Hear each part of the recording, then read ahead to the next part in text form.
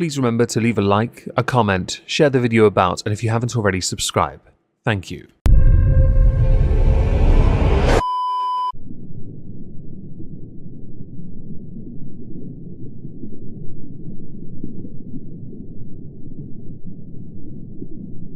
Well, isn't this just fantastic?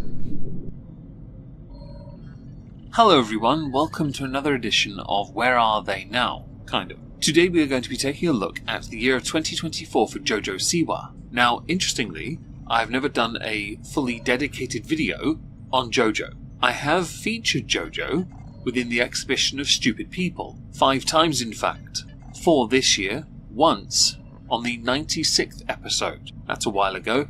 I'm going to play that clip, by the way, because it's relevant. We're also going to go through the 4 times I've featured her this year. She may well have featured in This Week at Twitter, by the way, but since that series is dead, I'm not going to include it, because the 4 clips from the exhibitions of Stupid People for the year of 2024 aptly demonstrate certain key traits about Jojo Siwa. A try-hard, somebody who wants to be what she is not, and kind of insufferable, mostly, very, and enabled by many who believe that Jojo could be a champion for something greater, when in reality, Jojo represents something that is wrong with people's parents. For those who don't know, Jojo rose to notoriety as a child dancer. No doubt at this stage in Jojo's quite young life, let's face it, she's very wealthy, she has been very successful, and she tried, over the year 2024, to be something different, using things like her sexuality to try and make that change a reality. But that's not what happened. But I'm going to go back a couple years and play the clip from the 96th episode of Stupid People. Add some commentary to that to fill the void, and then we're going to go to the 4 this year before we see what she was up to towards the end of 2024. To move on from that, we're going to go to Jojo Siwa, somebody I have only ever heard the name of briefly here and there. Steve Terraberry's rather trash video mocking her with kiddie kind of music dancing and nonsense like that. Peach Jojo, peanut head Jojo, banana Jojo, pickle sandwich Jojo, reproductive system Jojo. Also highly inappropriate. She is a minor. You're in your 30s, but alright. Recently came out as LGBT and all the other letters. I do apologise, but I actually don't know which acronym is the one acronym. Perhaps somebody should put all the relevant acronyms into Thunderdome, and the one acronym that it actually is the one that survives. So Jojo Siwa comes out as LGBT after posting a picture of her wearing a t-shirt that was given to her.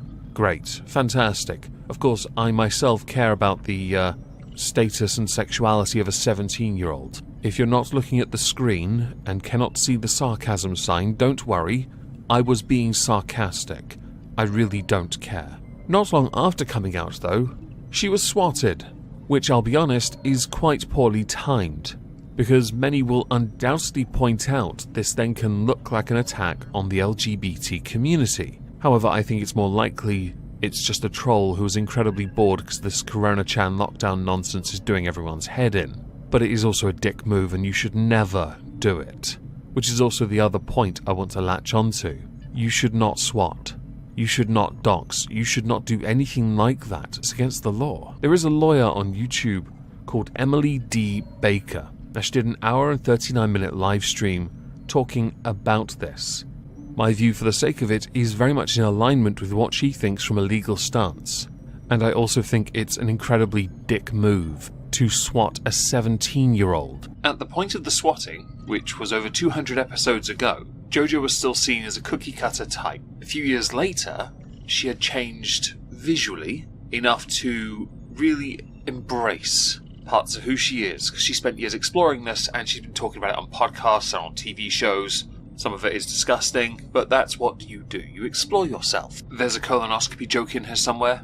I'm not going to make it. Skipping ahead, we go up to the exhibition of Stupid People number 303. This is where Jojo starts to embrace who she thinks is her true, real, authentic self, and in doing so looks like an absolute clown.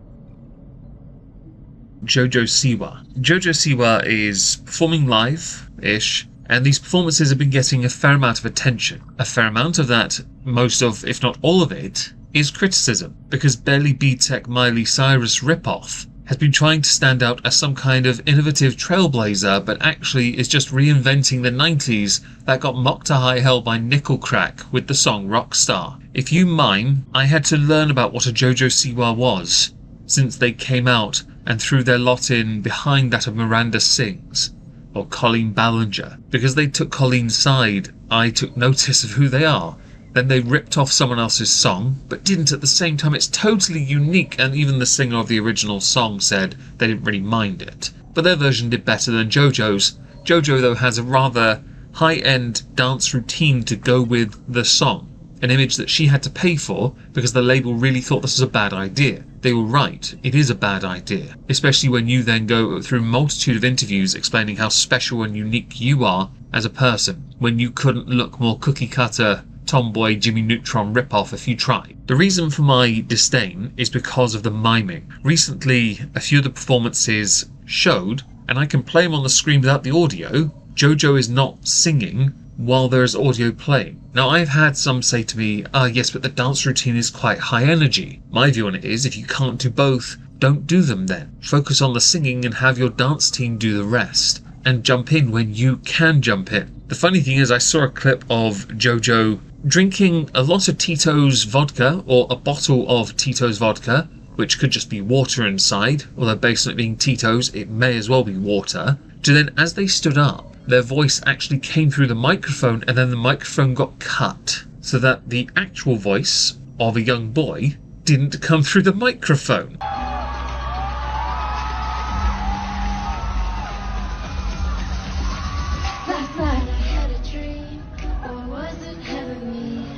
Instead of the highly polished, super overproduced audio quality you get from the song itself. Here's another criticism for Jojo then. If you can't perform these songs live vocally, then you definitely shouldn't have bothered recording it to the level you recorded it at. Because it took how many tries to get that? You are no better than that girl that did It's Friday with auto-tune. And I don't think auto-tune would save this song either. You are a young, impressionable individual with a very young, impressionable audience. And on stage, in this clip, you're touching yourself. Your young audience are going to see this. This is not something you should be doing. When I said you were a Barely B-Tech ripoff of Miley Cyrus, the main difference between yourself and Miley is talent. Because unlike you, where you had to reproduce and overproduce far too much the one song you're now known for, Miley can just sing on command. Apparently you can't. You can't dance either, but that's a completely different problem. I know it might seem like I'm being a bit of a dick, but in the context of those that choose to mime on stage,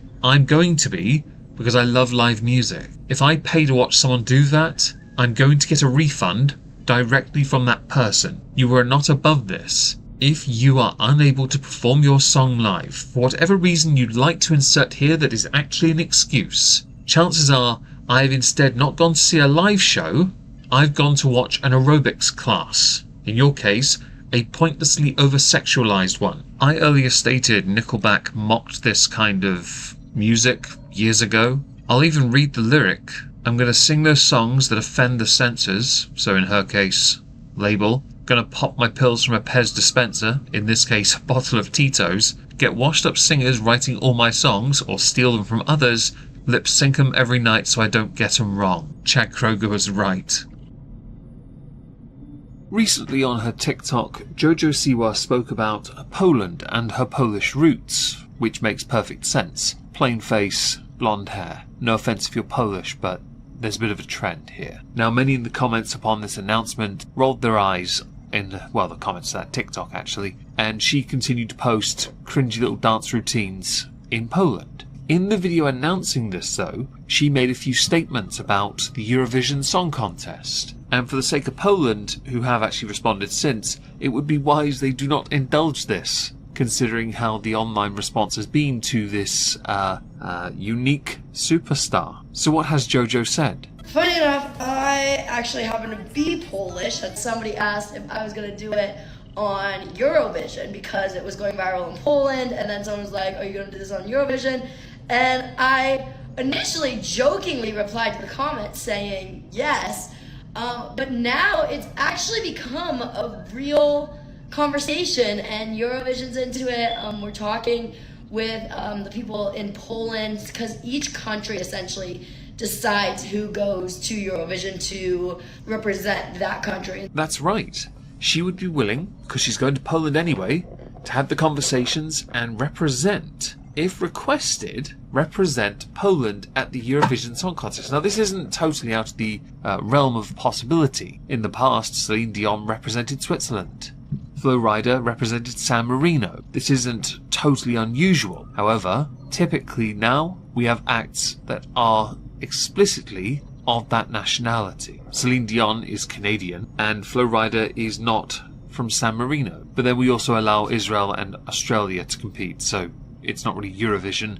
And if we allowed everyone from other nations to compete for other countries that they're not actually from, directly from that is, as opposed to a few generations back, then the competition becomes even more redundant than it currently is. Poland themselves have said that it wasn't speaking to artists and hadn't made any decisions about 2025, which contradicts what Jojo had said, where in many of her TikToks since that one TikTok, she'd indicated she'd been to many meetings. Now, I can't actually show them, because they're all music of her own, dancing to, being cringy, because that's how you promote your crap. Poland would be wise not to have Jojo compete for them, because Jojo doesn't represent Poland or Polish values. And Polish values right now aren't necessarily in a state of flux. And Jojo bigging up Poland as if Poland is massively behind one of her songs is hilarious. Especially when you consider, at time of recording, Jojo Siwa's top song released at the moment, the Guilty Pleasure one, right, isn't even inside the top 25. Bish, Sabrina Carpenter's annihilating you with her 1 or 2 hit wonders. Don't try me. Jojo Siwa reveals her messed up sense of style after shocking fans with very racy magazine shoot. Now, these titles, you see them everywhere, bit redundant. You'll understand why more so when we get into this, because she's been speaking out about her style after dividing fans with her recent photo shoot escapades and also her performances. She's admitted her approach to style is getting people to turn their head at me and go, why is she wearing that? What is she doing? To be honest, she actually needs that. The reason why is because, and there's a comment at the bottom of this article that adequately explains this, it isn't like anyone is going to be in awe of her performance and remember her amazing talent. They're not going to remember her as an intellectual or for being any particular kind and charitable person or good character of good character. No one will note her as a timeless beauty or frankly even a great body. Seeking attention based on shock value antics is all she has. Well, that, and along with her horrid mother who raised this self-centered mess. Above it, it points out that no one really knows what demographic she caters to, and the article in question is called Lady Gun. In it, she's wearing a breastplate with nipples on it and fake abs. Obviously, quite the classy bish with the Bowie bulge. There are questions, but quite frankly, I don't see the point of this, other than to have you on a cover which doesn't work, really, does it? You're known for a top knot or a ponytail thing, and looking like a kid. You, Jojo Siwa, and your justification for being what you are, how you present to the wider oikory, is redundant. It is very much narcissistic personality in effect and action, because you need to be centre of attention. The only way to do that is to dress as provocatively as you might think it as possible. Thing is, you're kind of androgynous. If you really look, that's what you are. You sound like a boy as well. So I'll be honest, this seems pointless. You've been promoting the feck out of your music, and it's not done that well either. So you need to stand out like this to make up, to compensate. You should have done what your label told you, and not gone with Calm as a Bish, because that was a dumb thing to push for. That song has only done well because people have mocked you for it. Just before we move on, I took the liberty of looking at your Spotify numbers just to see how you're doing on that platform. Not very well. The first part of this video might fall within a territory I like to call skank, okay? I'm not calling anyone a skank, it's just going to look like a theme. We'll start with Jojo Siwa for 2 separate reasons. One includes a discussion on a podcast, the other covering something we have previously discussed with a bedazzled bulge. To discuss this, we're going to go to an article that's on Yahoo Entertainment. The stone bulge, this is part of a quote, we were just giving a little space, a little gender bent, a little you can be anything you want to be. Spoken on the Tok Tour podcast. Is that the Hok Tour girl? Continuing quote with spice it up a little. She compared her Lady Gun magazine look, which is where the bulge originates, to Harry Styles' 2020 cover, where he rocked a white lace Gucci dress and jacket. Now, he got pilloried for that. Nothing remotely empowering. The guy for years at live shows was getting stick because he kept on implying he might be gay, and people were loving that. Jojo also said it's kind of like back in the day when Harry Styles wore a dress. Obviously wearing a bulge is a little different than wearing just a dress, but one thing about me is I like to be for the people that are different, for the people that don't fit in, and for the people who are just unafraid to take risks. I feel like being that person. I have to go as far as I possibly can into the risk zone. I have to explore the risk zone to see what it's like. Anyone else think she desperately wanted to say danger zone but might have gotten copyright claimed by Kenny Loggins for it? The thing here about being in that realm where people don't fit in is that those people, myself, one of them, right, minority, which means you, as an image, don't appeal to the majority. You could be argued to be someone that's trying to bridge the gap to make those who are within this not fitting in realm. However, considering your music, your style, your attitude, very positive and trivializing, gauche, trite, lacking any substance, it could also be you just tokenizing that so you can be quirky. The gender bend part made sense. I also thought you were just putting a sock there, stuffing it, as it were. Some people do that. I don't get it. Now to the second part of this. Drama Alert had tweeted out, Jojo Siwa spent $60,000 to try and get laid. Let's go to that clip. Alright, what's the craziest date you've ever been on? Oh my god, this is so bad, I spent like 60 grand in 1 weekend on this girl just to get laid. Just a thing, if you are that desperate to get laid, you could spend a lot less on something that might well come with some form of documentation to prove they are free of VD, STD, the ick, ew, all that nonsense. That comes from human contact, you filthy, filthy mudbloods. Have you considered osmosis, by the way, guys? The Continuum got it right when they just touched index fingers. We can criticize Jojo for what she does with her life, her money, and all that. That's fine, we can go nuts on it. But there's more to this video. It gets funnier. Because if you're going to spend 60 grand, chances are you're expecting a result in the positive. And it didn't work. No, you didn't know this? Yes, you did. It was right after Dancing with the Stars. You know who it was with. What's Dancing with the Stars? It might be that I don't know what this is. Also, what's that watermark in the corner? Is this on a television show? Is it sponsored? Is Hawk to a Girl sponsored? Oh dear God, people really are propping her up. Look, I just said I'm stupid. after Dancing with the Stars, like Yeah, I after did like an episode or like after the season, so it was right Okay. after me and my best friend met. I didn't realize that's what I wanted, but I literally was just horny. Like, I thought I was just trying to have a girlfriend. No, I was just horny. okay. Just the thing, right? With current year Jojo, the costumes, stage presence, the faux drinking, the attempts to look outrageous and outlandish, is it me? Or is, if you remove the price tag to it, this version of Jojo that's just talking about trying to get laid because she's horny a bit more relatable than the version she wants everyone to see on the stage, right? There's Dancer Jojo, there's Pretender Jojo, and then there's just Horny Jojo. Normie Jojo, as it were. Right? Although I don't know many people who will spend 60,000 because 60 grand is like an annual income for the vast majority of the Muggle base. In your country anyway. I think it's 55,000, but it might be up to 60 with inflation, cost of living and all that, Jojo. Now, I just wanted to show this because it tickled me to no end. The bulge thing and paying 60 grand to have sex and failing miserably at it. They must have been quite something. In the year of 2024, Jojo Siwa has released 3 songs. Karma, Guilty Pleasure, and Iced Coffee. Iced Coffee is the most recent. Karma did chart in some places, quite low down, but charted nonetheless.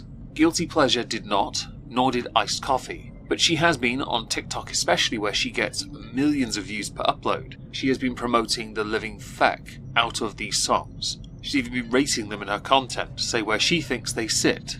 Her 5 singles that she's released, I think, or 5 songs of note. She hasn't really, as a musician, done that well since 2016-2017. No offense intended here, but you catered to a market then. Now you're just nothing. You may have the presence on social media to be somebody, but let's face it here, you're going nowhere. Your career is going nowhere either. You're just being enabled, and it's mostly because you're wealthy. Because you can ignore your label and throw money at things to do it. Hence why you paid so much money to try and get laid. I did notice on quite a number of her posts that people were leaving the exact same comment about how her music coming on the radio saved them from depression. and they got out of bed for the first time in 3 months. How incredibly exciting, and I'm so proud of you for doing that. This was on multiple posts, to the point Jojo actually went and responded to it. Jojo was at least smart enough to realise that this was a copy-paste and basically people just taking the piss out of her, because she got it on virtually every single upload, for the remainder of the year in fact. Fortunately for Jojo, she has the viewership without having to engage with the haters, certainly on TikTok, tens of millions per upload. She doesn't have to think about those haters. And when she does respond, you could argue she handles it better than others who religiously just respond to hateful comments. There are many on multiple platforms who benefit from certain privileges, who will then, when they get criticism, hyper-focus on it and handle it the wrong way. There are many musicians I've seen, in fact, on Instagram who do it. They all look the same, all female, all look to the side, all play guitar, all of them are absolute trash on the guitar. You know who you are. In more recent news, because we do need to actually see what she's been up to, Jojo got into the party spirit, according to the Daily Mail, when she took to the stage at a bash in Melbourne. The article has to point out she's split from her girlfriend, because we're supposed to care. This article, completely redundant, just talks about the fact she partook in a shoey. Congratulations. In a separate article, there has been discussion concerning Australia's ban of social media for social media for under 16-year-olds. The inventor of gay pop, apparently that's Jojo everyone, spoke of the government's proposed ban, where she said she was curious about how it would play out.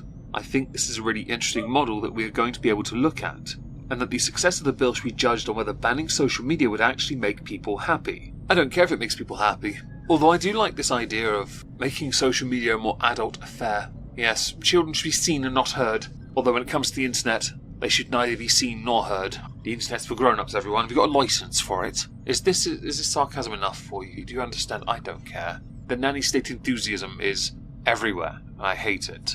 The part I'm most interested in is less the ban and more the inventor of gay pop. If Jojo is the inventor of gay pop is dead. Jojo may be putting on shows with no definitive tour mentioned, by the way. She may well sell tickets to these, but to be honest, she's less than niche. So the 1 or 2 performances she does where she lip syncs to everything, overdubbed, dance moves, auto-tune everywhere, means nothing really. She's as bad, to me, as the guy who pretended he was in a rock band that got news articles to cover him for being so influential, yet only 1 or 2 people went to any of his live shows. And just in case you don't know who that is, Threatin. Yes, it was a real thing. While for Jojo, numbers don't lie, and she's certainly done really well on social media, a lot of her success came from haters, yes, but she benefits from rewatchability. She's benefited on platforms like TikTok. She's benefited on Instagram as well, for that matter. This has allowed her to be what she wants to be, and there's nothing inherently wrong with that. The problem she has is, to get anywhere, she had to steal someone else's song and produce it so far over the top that she can't sing it live. She had to go against her label to fund it herself, and she has the wealth to do it. But by going against what is considered the grain now, when so young, seems a tad reckless, because it's not amounted to any definitive success beyond the odd feature on a chart in Poland. If your intention is to be some pioneer, or some trailblazer, or role model, you will be one. You're the antithesis of one, because people will use your success and what you're willing to use to stay there and consider it akin to that of someone buying subs for their channel. If you are indeed the pioneer and inventor of gay pop, I expect a trademark on that in the near future. If you are that, I would consider recommending you try something a little different, since you're no different to the Instagram models who only dance on video. They don't have to lip sync though. They know they can't sing. Just like you.